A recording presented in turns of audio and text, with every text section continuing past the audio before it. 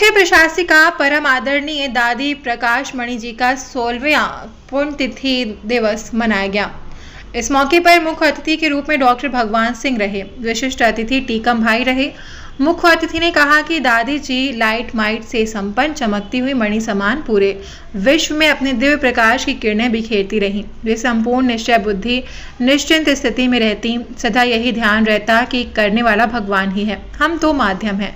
विशिष्ट अतिथि ने कहा कि दादी ने अपने संकल्पों को सदा शुद्ध और श्रेष्ठ रखा, इसलिए दुआएं जमा होती रहीं। दादी ने अपने कर्मों से, गुणों से, सच्चाई सफाई से सबकी दुआएं ली और अध्यक्षता उप सेवक केंद्र प्रभारी ब्रह्मा कुमारी कमलेश बहन ने की। उन्होंने कहा कि दादी जी ने शुरू से यही लक्ष्य रखा कि मुझे बाप समान विक्रमजीत, कर्मातीत और अव्यक्त बनना है। उनकी सदा न्यारी, निर्लिप्त, निर्विकल्प और निरहंकारी स्थिति रही।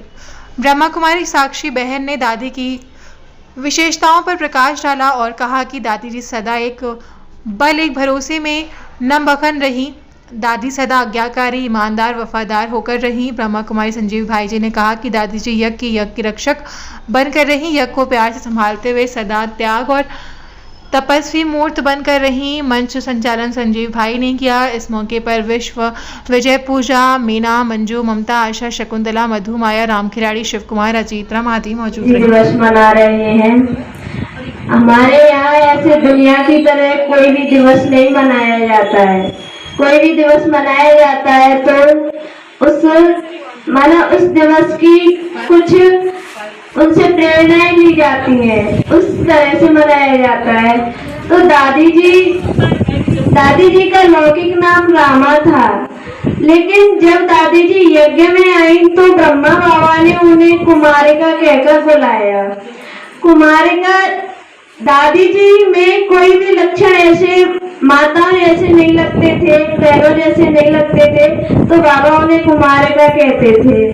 फिर माना ऑलमाइटी बाबा ने उनको प्रकाशमणि नाम दिया।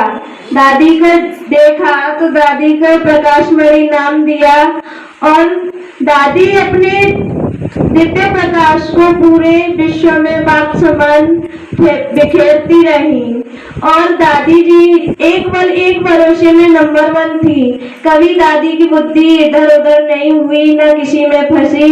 दादी जी ने कभी देहधारी का सहारा नहीं लिया।